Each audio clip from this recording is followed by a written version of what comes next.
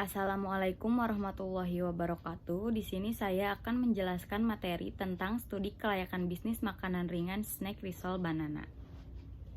Pertama-tama, izinkan saya memperkenalkan diri saya.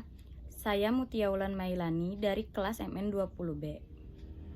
Selanjutnya, di sini saya akan menjelaskan tentang latar belakang. Studi kelayakan bisnis atau yang biasa disingkat dengan SKB adalah kegiatan terencana yang dilakukan untuk mempelajari secara lebih mendalam mengenai suatu usaha atau bisnis yang akan dijalankan. Usaha tersebut pada akhirnya akan memberikan kesimpulan mengenai layak atau tidaknya sebuah usaha bisnis yang dijalankan. Studi kelayakan bisnis sangat penting karena untuk kebaikan kelangsungan kehidupan perusahaan di masa yang akan datang, dan agar tidak pihak-pihak yang merasa dirugikan dari terlaksananya sebuah usaha bisnis. Secara lebih lengkap, berikut ini merupakan beberapa tujuan yang ingin dicapai dari pelaksanaan sebuah studi kelayakan bisnis atau SKB. Pertama, menghindari kerugian. Analisa yang dilakukan melalui studi kelayakan bisnis bertujuan untuk memperkirakan bagaimana kemungkinan untung rugi sebuah perusahaan di masa yang akan datang.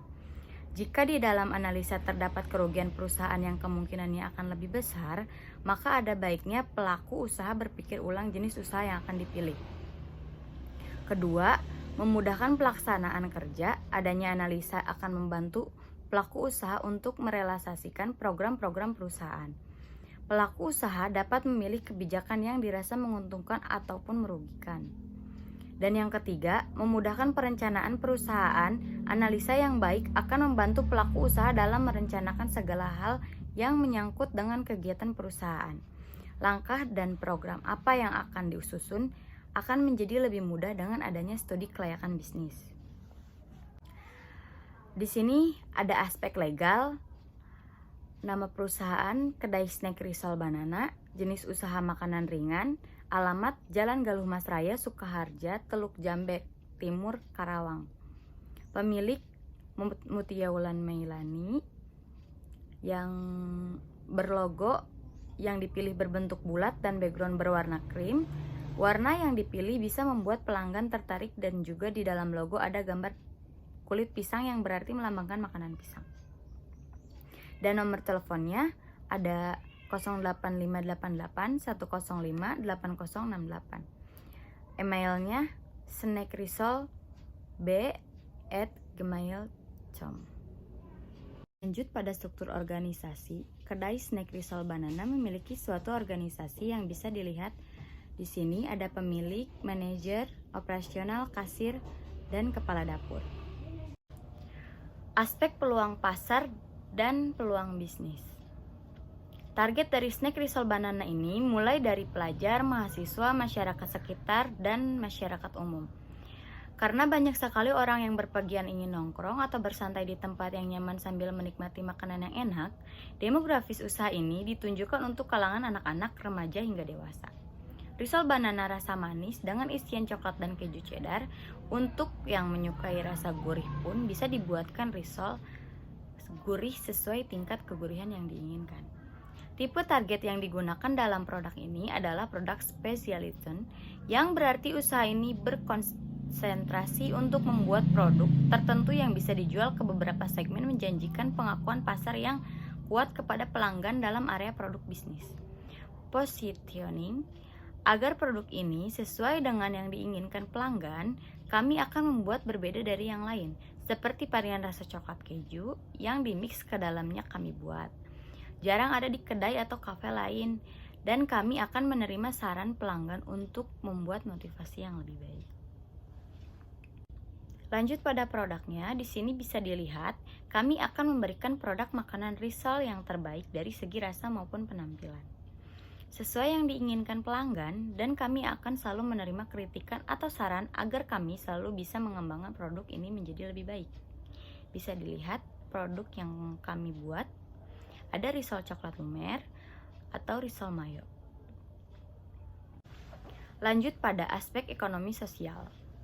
Sebagian besar masyarakat yang ada di daerah Karawang mempunyai kebiasaan yaitu menikmati waktu luang dengan ditemani oleh makanan ringan.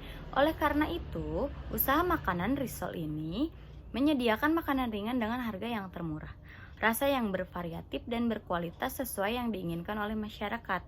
Sehingga makanan ringan yang bernama risol banana ini merupakan pilihan yang sangat tepat jika masyarakat membutuhkan makanan ringan yang enak. Kabupaten Karawang termasuk dalam wilayah pantai utara Pulau Jawa dengan luas 1.753,27 km persegi atau 175.327 ha. Dengan skala perbandingan dengan luas Provinsi Jawa Barat 3,73%, serta memiliki laut seluas 4 mil kali 57 km. Letak geografis Kabupaten Karawang berada di bagian utara Provinsi Jawa Barat yang secara geografis terletak antara 10.7002 sampai dengan 10.7040 dt dan 50.562 sampai dengan 60.34 ls. Masuk pada aspek lingkungan yang kami pilih terdiri dari dua, yaitu aspek ramah lingkungan dan aspek lingkungan industri. Dalam aspek ramah lingkungan, kami berusaha meminimalisir limbah akibat penjualan produk. Kami akan menyajikan minuman pada gelas gerabah untuk mengurangi sampah plastik.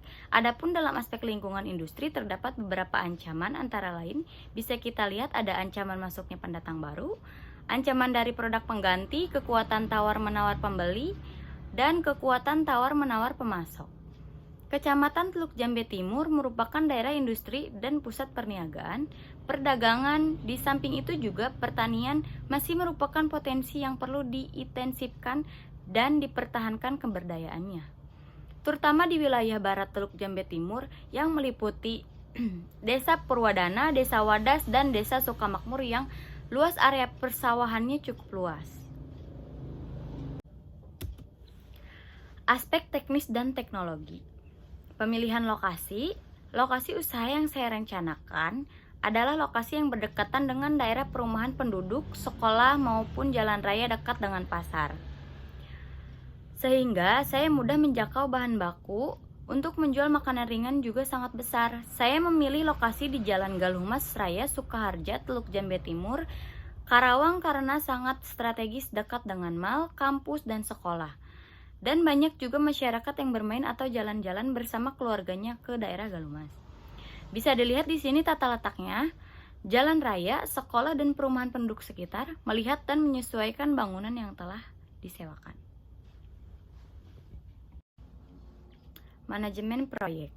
SDM yang dibutuhkan aspek teknologi meliputi ada mesin atau perlengkapan teknologi. Dalam tahap ini menggunakan alat teknologi terbaru modern yaitu deep fryer agar menggoreng risol dalam waktu cepat dan tingkat kematangannya bagus.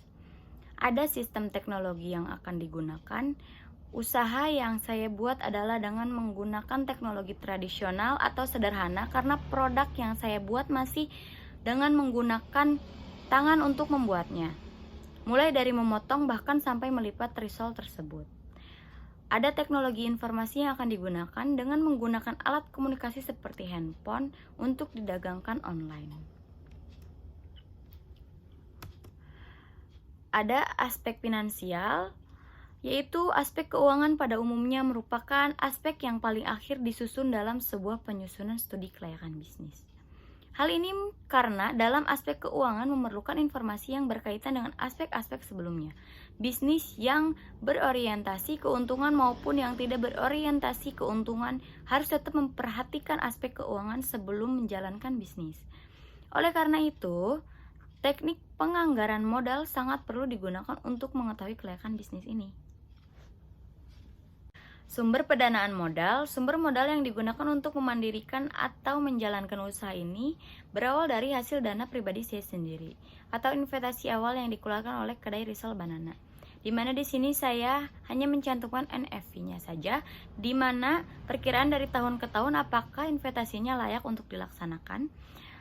Dari perhitungan NFV di atas diperoleh nilai positif yaitu 109.239.142 dan ini menunjukkan bahwa investasi layak untuk dilaksanakan. Adapun profitability index di mana nilai aliran kas bersih dibagi investasi yaitu 228.467.475 dibagi 119.228.333 yang hasilnya menghasilkan 1,92. Kesimpulannya, satu, aspek-aspek yang dimiliki kedai snack Risol Banana sudah cukup lengkap. Seluruh aspek yang dimiliki oleh kedai snack ini dapat dikatakan layak dalam pendirian sebuah bisnis. 2. Meskipun seluruh aspek-aspek kelayakan bisnis sudah dimiliki oleh kedai snack Risol ini, namun dalam beberapa aspek masih perlu ditingkatkan untuk membuat kedai snack dapat bertahan. Seperti dalam aspek sumber daya manusia, perlu ditingkatkan dalam hal pelatihan. Dari sisi aspek pasar dan pemasaran perlu dibuat perencanaan dalam hal inovasi. 3. Berdasarkan hasil perhitungan analisis penilaian investasi dalam perspektif konvensional dengan tingkat diskonto biaya modal sebesar 50% yang dapat menghasilkan net present value bernilai positif, yaitu Rp 109.239.142. Hal ini berarti pengembangan usaha makanan ringan ini layak untuk dilakukan. Penggunaan metode Profitability Index menghasilkan nilai positif, yaitu sebesar 1,92, di mana nilai ini memenuhi syarat kelayakan profitabilitas indeks karena melebihi angka 1, yang berarti usaha makanan ringan Risol Banana ini adalah layak. Terima kasih, cukup sekian presentasi dari saya. Kurang lebihnya mohon maaf. Wassalamualaikum warahmatullahi wabarakatuh.